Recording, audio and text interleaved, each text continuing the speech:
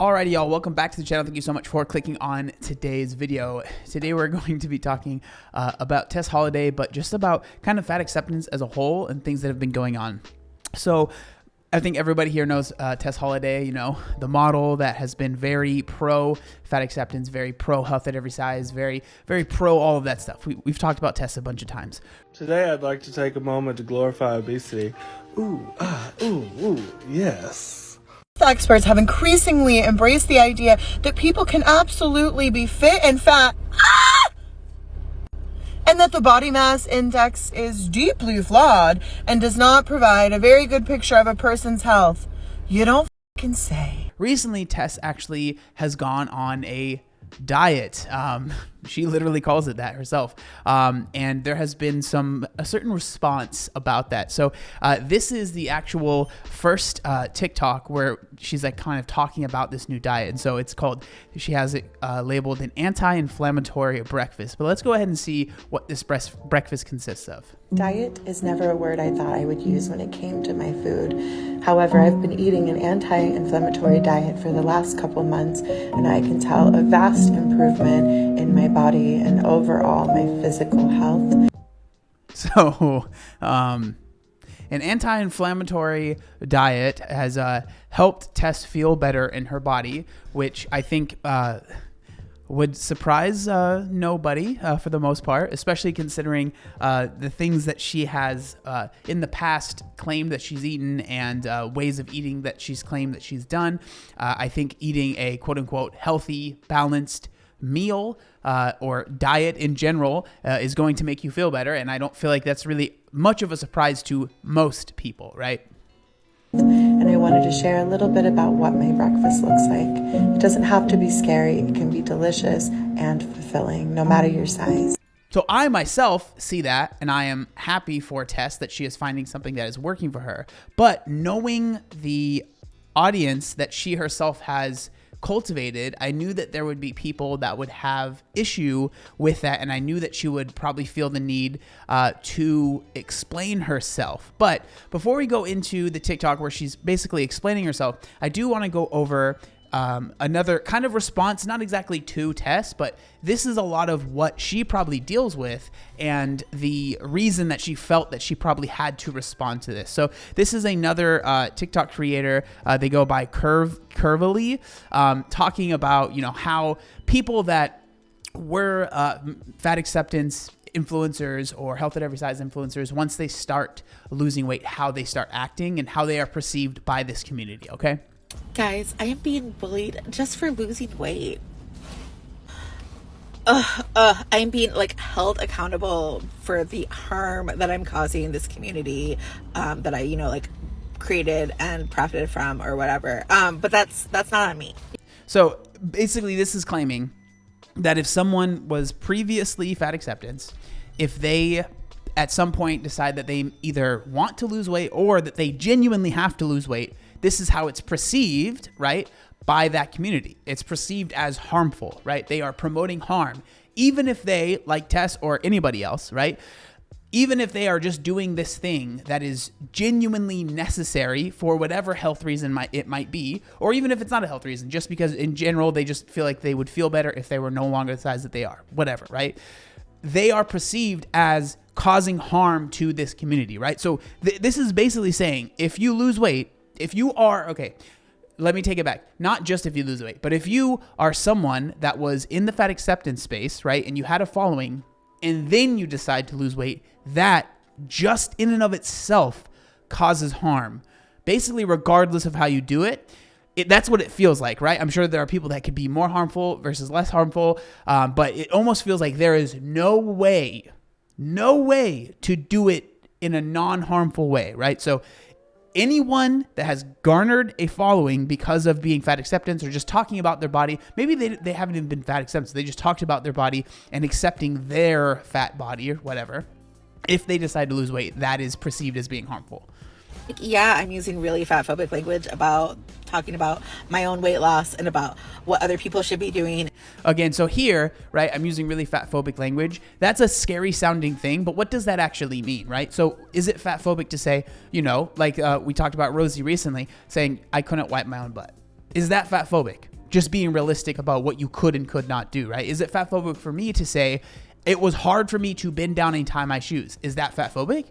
Or was that my lived experience? Is it fat phobic for me to say I wasn't able to fit on, XYZ ride at the amusement park? Is that fat phobic, or is that how I actually felt? Is it fat phobic for me to say I could not run a quarter mile? Is it fat phobic for me to say I couldn't run 1/8 of a mile?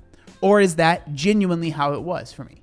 Is it fat phobic for me to say I skipped the mile when I was in junior high and high school because I was terrified of it? Or was that my lived experience? Is it fat phobic of me to say that I just ran 4 miles this morning and it was pretty easy, wasn't a problem at all, and there was a time when I couldn't run a quarter mile?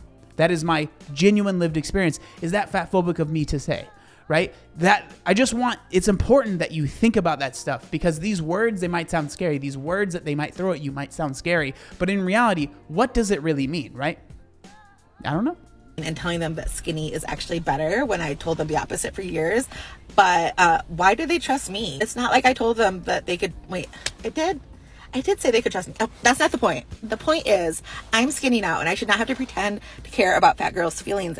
Again, this is how it is perceived. This is genuinely probably how some people feel, okay? And this is just by someone being like, hey, you know what? I'm really happy that I am pursuing my health. I put it off for a while. Or maybe I was happy being in the fat acceptance community, but then I realized that there were some genuine health concerns that were coming down that I was genuinely afraid of. And so I decided to take action. That could be seen as this, you don't care about fat girls' feelings. It's just, again, it feels like people in these communities, they put way too much stock in other people, right? In some influencer you're following, they're just a person. They don't care about you. They don't. And that's important. These parasocial relationships on social media are damaging because people think this person cares about them. They don't. And not in a negative way, but they don't know you. They've never met you. They don't know what you're going through. So of course they cannot care for you like a genuine friend would. Anymore, especially since I am trying to get that big pharma bag and that thin privilege. I want it all and I want no discomfort. So if you call me out or make me feel even the slightest bit uncomfortable, you are bullying me. Just so you know that. I'm the real victim here.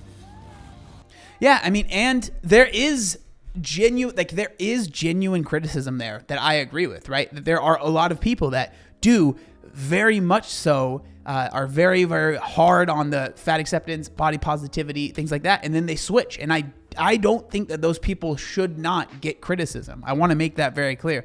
I don't think that there's anything wrong with Tess getting criticism in this at all. But I also think that the criticism on a lot of people is very silly. A lot of times when these people did not make these huge, their whole platform about being fat acceptance, they just happened to be in a bigger body and they tried to accept that and then they decided to lose weight.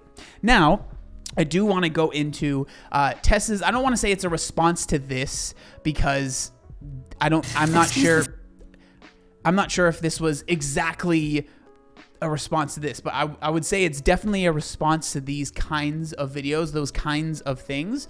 And so let's see what Tess has to say.